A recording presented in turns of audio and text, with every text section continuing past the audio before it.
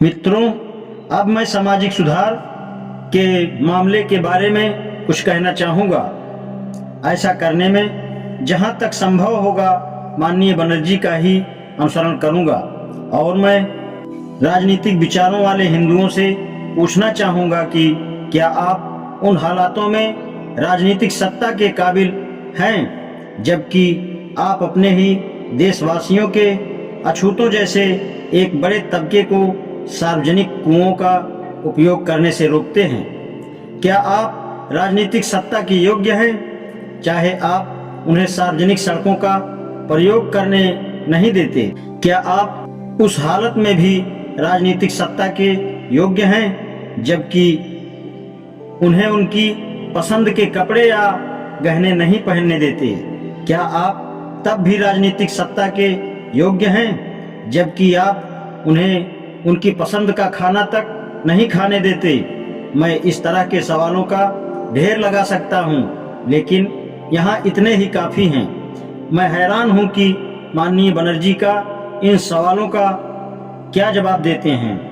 मुझे विश्वास है कि कोई समझदार इंसान इन सवालों का जवाब हाँ देने की हिम्मत नहीं करेगा, लेकिन हर एक कांग्रेसी को जो दार्शनिक मिल के सिद्धांत को दोहराता है कि एक देश को दूसरे देश पर शासन करने का अधिकार नहीं है, उसको यह भी मानना पड़ेगा कि एक वर्ग दूसरे वर्ग पर शासन करने के लायक नहीं है।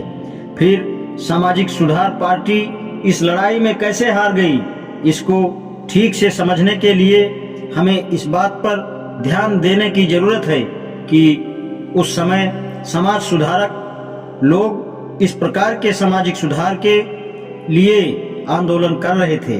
यहाँ यह बता देना जरूरी है कि सामाजिक सुधार के दो अर्थ हैं, एक तो हिंदू परिवार का सुधार और दूसरा हिंदू समाज के पुनर्निर्माण करना। इनमें से पहले का संबंध विधवा विवाह, बाल विवाह आदि से है, जबकि दूसरे का संबंध जाति प्रथा के विनाश से है। सोशल कॉन्फ्रेंस एक ऐसी संस्था थी जिसने अपना संबंध अधिकतर उच्च वर्ग के हिंदू परिवार के सुधार के साथ ही रखा था। इसमें अधिकतर ऊंचे वर्गों के शिक्षित जातियों के ही हिंदू थे, जिन्हें जाति व वर्ण भेद को मिटाने के लिए आंदोलन करने की जरूरत का एहसास नहीं होता था तथा जिनमें आंदोलन करने की हिम्मत भी नहीं थी। उनका सवर्णों में विधवा विवाह या बाल विवाह जैसी बुराइयों को दूर करने की अधिक जरूरत मालूम होती थी, क्योंकि ये कुप्रथाएं उनमें प्रचलित थीं और उनको दुख दे रही थीं। वे पूरे हिंदू समाज में सुधार की कोशिश नहीं करते थे और उनके परिवारों के सुधार के सवाल पर ही सारा ध्यान दे रहे थे। जात पात को तोड़ने के अर्थों वाले समाज सुधार से उनका कोई संबंध नहीं था। समाज सुधारकों ने इस मुद्दे को कभी नहीं उठाया। इसी कारण सामाजिक सुधार पार्टी खत्म हो गई। मैं जानता हूं कि यह दलील इस सच्चाई को नहीं बदल सकती कि राजनीतिक सुधार सचमुच सामाजिक सुधार को पीछे धकेलकर आगे आ गया, लेकिन इस दलील से अधिक नहीं तो कम से कम यह लाभ तो है जो यह स्पष्ट कर देता है कि सामाजिक सुधार दल क्यों हार गया। यह हमें इस बात को समझने में मदद करती है कि जो जीत राजनीतिक सुधार पार्टी ने सामाजिक सुधार पार्टी पर हासिल की है, और यह मान्यता कि राजनीतिक सुधार से पहले सामाजिक सुधार की जरूरत नहीं है। यह एक ऐसा मत है जो तभी टिका रह सकता है जब सामाजिक सुधार का अर्थ परिवार के सुधार तक सीमित हो। समाज के पुनर्निर्माण के अर्थों में सामाजिक सुधार से पहले राजनीतिक सुधार संभव नहीं। इस बात को नकारना मुश्किल है।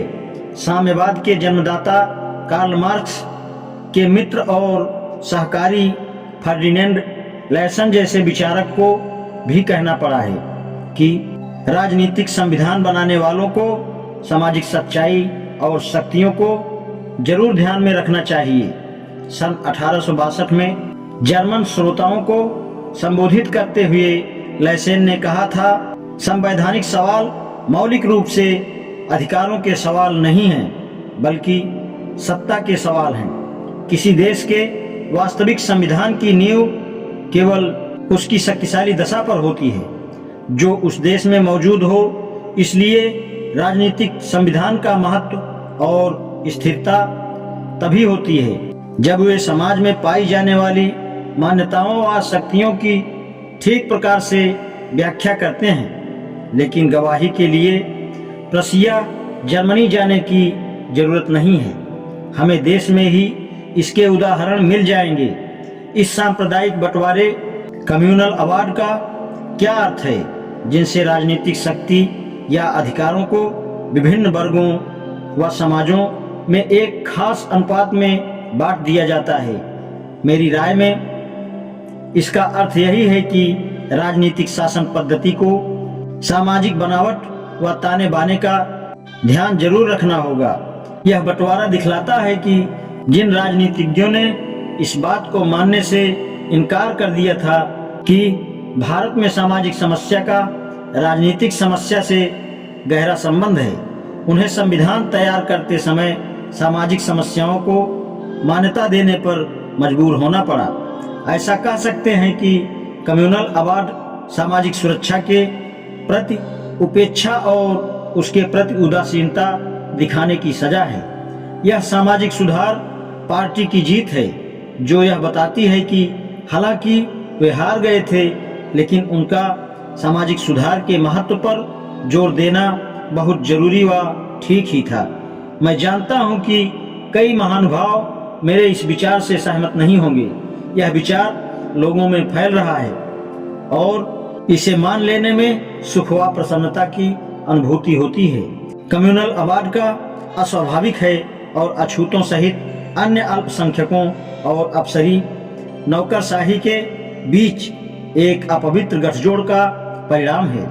यदि आप कहें कि कम्युनल अवार्ड कोई अच्छा परिणाम नहीं, तो मैं अपनी बात को सही ठहराने के लिए प्रमाण के रूप में कम्युनल अवार्ड का सहारा नहीं लेना चाहता।